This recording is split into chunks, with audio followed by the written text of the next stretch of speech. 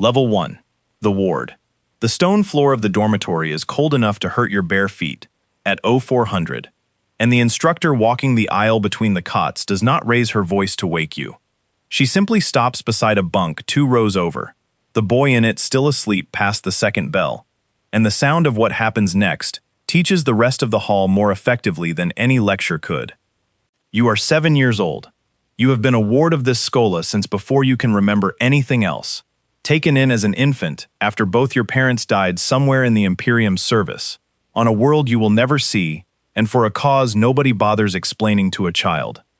The days here run on catechism and correction in roughly equal measure. You recite the litanies of obedience before breakfast, copy scripture until your hand cramps, and learn early that failure carries a cost, measured out precisely, never in anger, always in the same flat, procedural tone the instructors use for everything. A boy in your dormitory fails his scripture examination 3 times in a single year and disappears from the hall entirely, reassigned to menial service somewhere in the Schola's lower levels, and nobody explains where, because the explanation is considered unnecessary for wards still competing for a better outcome. You find, somewhere around your 6th year, that a small number of wards handle the discipline better than the rest, not by avoiding punishment entirely, but by absorbing it without visibly flinching, and that the instructors notice this difference and begin, subtly, treating those wards differently. You do not fully understand why, until much later.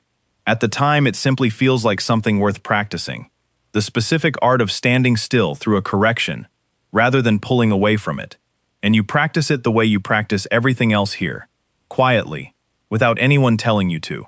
You learn, somewhere around your 9th year, that the Schola is not simply raising you, it is sorting you, testing which of several possible futures your particular mixture of obedience, aptitude, and nerve actually points toward, and that the sorting has already quietly begun, long before anyone tells you its name. An older ward in your dormitory, a girl 2 years ahead of you who once helped you memorize the longer catechisms, is gone one morning without a farewell, her bunk stripped and reassigned to someone else's belongings by the time you return from the refectory. Nobody mentions where she went. You stop asking after the 3rd time an instructor answers the question with silence instead of an answer. Level 2. The selection. The aptitude evaluations begin in earnest the year you turn 12, a series of tests that look, on the surface, like ordinary schoolwork, until the day an instructor leads your cohort into a viewing gallery, overlooking a punishment yard, and asks each of you, one at a time, to recite the specific article of martial law that justifies the execution taking place below.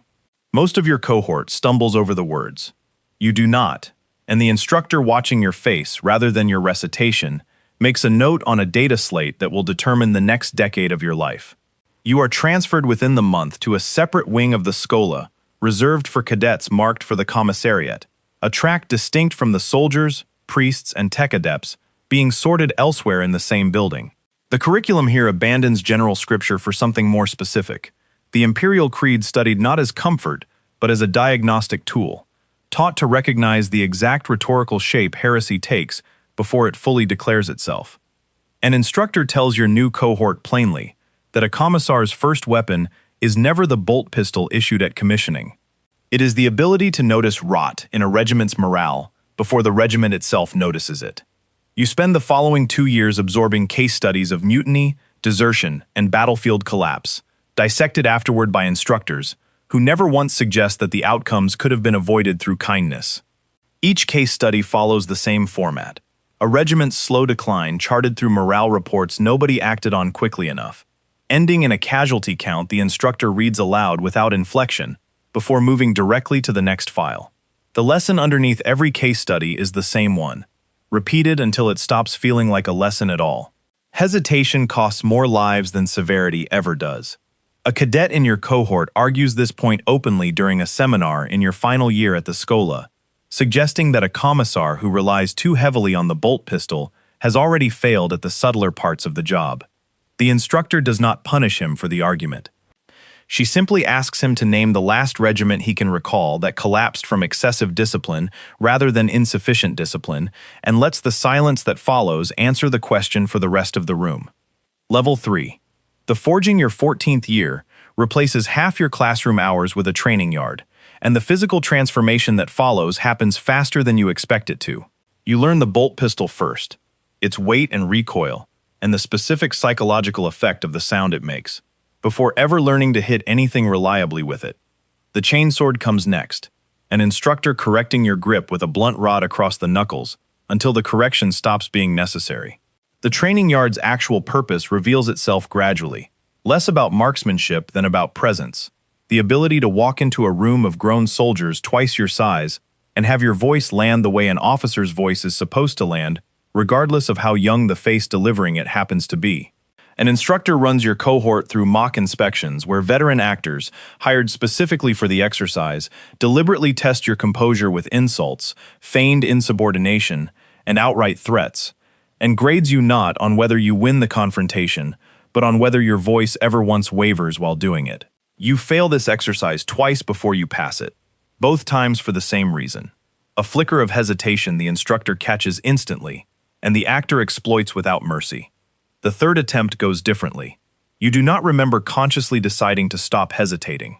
You remember only that the actor backed down first, and that something about your own voice in that moment sounded less like a 14-year-old cadet and more like the rank you are training toward. Your combat instructor pulls you aside after that third attempt, not to praise you exactly, but to warn you about the specific danger of a voice that convincing arriving this early. He tells you plainly that cadets who master command presence before they master judgment tend to lean on the presence alone once real pressure arrives, and that the rest of your training exists specifically to make sure you never have to. Level 4. The Shadow. At 16, you ship out for the first time, assigned as an aide to a veteran commissar attached to a line regiment fighting an entrenched heretic uprising 3 sectors from the Schola that raised you. Nothing about the deployment resembles the mock inspections back home. Your first week consists mostly of carrying data slates and standing quietly at the edge of rooms while the commissar you are shadowing works, learning by watching rather than by doing, absorbing the specific weight of real authority in a way no actor could simulate. He does not explain his decisions to you as he makes them. You piece together his reasoning afterward instead, from fragments, watching him walk a supply line asking questions that sound almost casual until you notice which quartermaster suddenly stops meeting his eyes. 3 days later, that quartermaster is gone from the regiment entirely, and your commissar mentions it to you only once, in passing, as though the entire episode were a minor administrative correction rather than the end of a man's career. The harder lesson arrives without warning in your third week, when a trooper breaks during a barrage and bolts from his position in full view of 2 platoons. Your commissar does not hesitate, and for reasons you understand only afterward, orders you to administer the sentence yourself rather than doing it personally, watching without expression while you draw the sidearm you have trained with for 2 years and use it on something other than a target range. You do not sleep well that night, and your commissar does not offer comfort the next morning. Only a single observation delivered flatly over breakfast rations. The regiment held its line after that trooper fell, and would not have held it if the sentence had waited even 30 seconds longer. You carry the observation with you for the rest of the deployment, turning it over enough times that it eventually stops feeling like a wound and starts feeling like the actual shape of the job you are training for. Level 5. The Judgment. 18 months into your field attachment, your mentor sends you alone to a forward position to investigate a company that fell back from a defensive line without orders, a task he could easily handle himself, but assigns to you instead, deliberately, as a test he does not bother disguising as anything else. The company's captain insists the retreat was tactically necessary, that holding the position would have cost the entire company for ground that could be retaken within days. Nothing in your training gives you a clean formula for weighing his explanation against the article of law that technically makes any unauthorized retreat punishable. You spend 2 hours interviewing survivors before reaching a conclusion, piecing together a picture the captain's own account leaves out, that the retreat began before the order was given, spreading from panic in the rear ranks, rather than from any command decision at all. This distinction matters enormously under the law you have spent years memorizing, and the judgment call in front of you is not whether to punish the retreat, but specifically whom the retreat actually belongs to. The captain watches you work through his company's testimony with barely concealed contempt, reminding you twice, unprompted, that he has commanded troops since before you were born. You let the reminder pass without responding to it directly, because responding to it would mean admitting the comment landed, and instead simply keep asking the questions your training taught you to ask, in the order it taught you to ask them, until the picture in front of you finally holds together cleanly enough to act on. A junior officer pulls you aside privately near the end of the interviews, offering an unsolicited detail the captain's own report conveniently left out, that the captain gave no counter-order for nearly 90 seconds after the panic began. A hesitation the officer clearly believes matters, and clearly did not feel safe raising in front of his commander.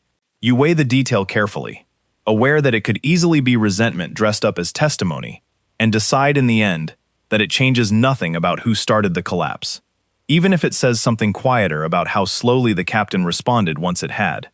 You recommend disciplinary action against the 2 troopers whose panic started the collapse and leave the captain's command intact, a decision your mentor reviews afterward without correcting a single line of it, the closest thing to approval this particular job ever seems to offer.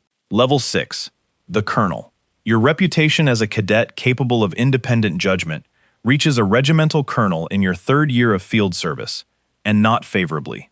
He requests a formal meeting specifically to tell your mentor that he does not want a 19-year-old cadet second-guessing tactical decisions his officers have spent decades earning the right to make, a complaint your mentor relays to you afterward without softening any of its language. You could respond to this the way your training's harshest instructors modeled for you, with pure authority, invoking the law that technically places you above his objections, regardless of his rank or experience. Instead, you request a private meeting of your own, bringing with you a casualty analysis you compiled independently. Data suggesting the colonel's preferred assault tactic has cost his regiment disproportionate losses across 3 prior engagements, compared to a more cautious approach used by a neighboring regiment facing similar terrain. You do not frame this as a threat. You frame it as information he did not previously have. The colonel adjusts his tactics for the following campaign, crediting the analysis rather than your rank for the change, and the casualties for that campaign come in lower than any of the 3 before it. Word of the exchange spreads through the regiment quietly, and you learn, watching how differently officers begin treating you afterward, that authority backed by demonstrated competence moves soldiers considerably further than authority backed by the threat of a bolt pistol alone. Your mentor hears about the exchange secondhand, from another commissar rather than from you, and raises it during your next review with something close to satisfaction, telling you that most cadets never figure out the lesson you stumbled onto with that colonel this early in their service, if they figure it out at all. He does not elaborate further. He does not need to. Level 7. The Collapse. An ambush in your 4th year kills both the company's captain and its senior lieutenant within the opening minute of an engagement that was supposed to be a routine patrol, and the company's sergeant, suddenly the highest surviving authority present, freezes under a weight of decision he was never trained to carry. You are the only other person on the ground wearing anything resembling command authority, and the choice in front of you stops being theoretical. The instant enemy fire pins the company against a ridgeline, with no covering officer left to organize a response. You take command without waiting for anyone's permission, reorganizing the scattered platoons into a defensible perimeter, using tactics absorbed secondhand from 3 years of watching officers work, rather than from any formal command training of your own. Your voice cracks once, early, shouting an order across ground, still churning with impact craters, and you push through it the same way the training yard once taught you to push through a hired actor's staged contempt, because a company watching for any sign of weakness in the person suddenly commanding them will find it instantly if you let them. The company holds through 40 minutes of sustained engagement before reinforcements arrive, and the sergeant, debriefing afterward, tells the regiment's remaining command staff plainly that the company would not have survived the ambush without a cadet doing a captain's job under fire. Your mentor reviews the engagement report without much visible reaction, though you notice, weeks later, that he stops introducing you to other officers as his aide and starts introducing you, without explanation, simply by name. Level 8. The Long Roll. Your mentor is reassigned to a Fortress World garrison 2 campaigns later, and rather than transferring you along with him, the officio prefectus routes you instead to a fresh regiment shipping out for a war zone he has never set foot on, attached to a second commissar you have never met. This turns out to be less an exception than the actual shape of the career waiting for you. Cadets who prove capable in the field, you learn over the following years, are rarely pulled off the line to sit before a commissioning board when a dozen regiments are short a steady hand right now, and the officio praefectus has never been an institution inclined to interrupt something that is already working. You serve under 4 different commissars across the next decade, each one teaching you something the last one never covered. An older woman who runs her regiment through quiet example rather than open threat. A younger man barely out of his own cadet years who leans on you more than either of you says aloud. A veteran near retirement who spends most of his remaining energy simply keeping you alive long enough to outlast him. Each regiment learns your face before it learns your name, and each one, eventually, learns to trust the black-coated aide standing slightly behind whichever commissar happens to be speaking. By your 30s, you have trained newer cadets yourself, shadowed the way your own mentor once shadowed you, correcting the same flicker of hesitation in their voices that an instructor once corrected in yours. One of them asks you directly, during a quiet stretch between campaigns, why you have never been called up for your own commissioning after everything you have clearly proven in the field. You tell her honestly that you stopped tracking the question years ago, that a cadet this deep into the work stops experiencing it as a waiting room and starts experiencing it as simply the job, campaign after campaign, regiment after regiment, whoever needs a steady second most. A wound in your final campaign takes the sight in one eye, close enough to end your field service without ending your life, and the Medicaid board handling your case offers the same choice every veteran eventually faces, regardless of the coat they wear: invalid registration back on your homeworld, or resettlement further along the front, on ground pacified by regiments like the ones you spent your whole career strengthening. You take the second option, and spend your first months there teaching the settlement's young Arbeits enforcer the same interview technique that once helped you separate a coward from a company he never should have been blamed for.